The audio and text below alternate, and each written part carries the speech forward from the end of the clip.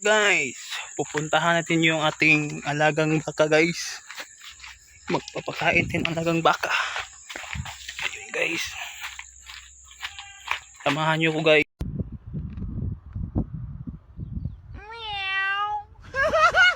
Guys, gagawa tayo ng pagkain ng baka guys.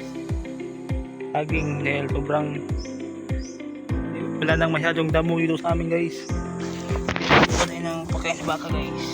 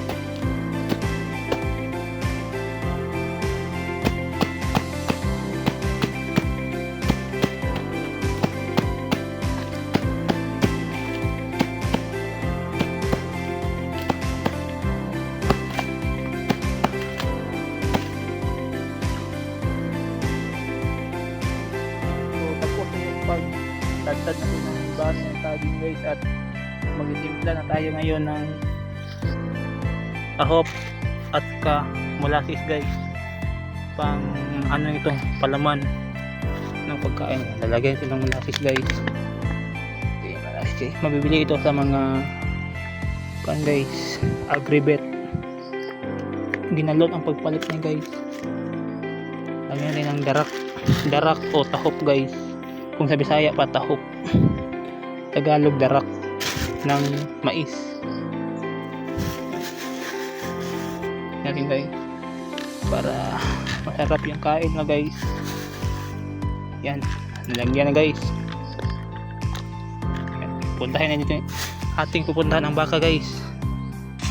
Tara guys, puntahan din yung baka guys. Kainin natin ng darak ng puno ng saging.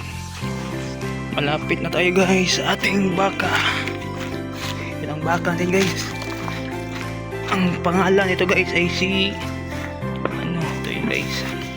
Pangalan nito ay si Berta to guys. Dumalagang baka.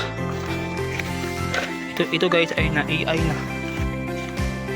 Na-AI ito guys. Guys. Berta. Ito Berta. Ayan guys, lakas kumain yan guys. Na AI na po ito guys, o na artificial insemination guys, noong February 12 guys. Yung okay, ito naman guys sa isang baka guys.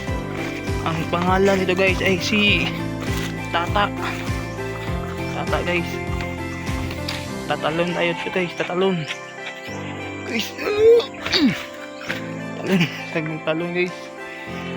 Tata, dili Tata uy. Tata, mahihain talaga yan guys. Pero kakain yan guys. Kain ka dyan. Ayun guys, ayun na si Berta guys. Yun lang guys, salamat sa suporta. Thank you for watching guys.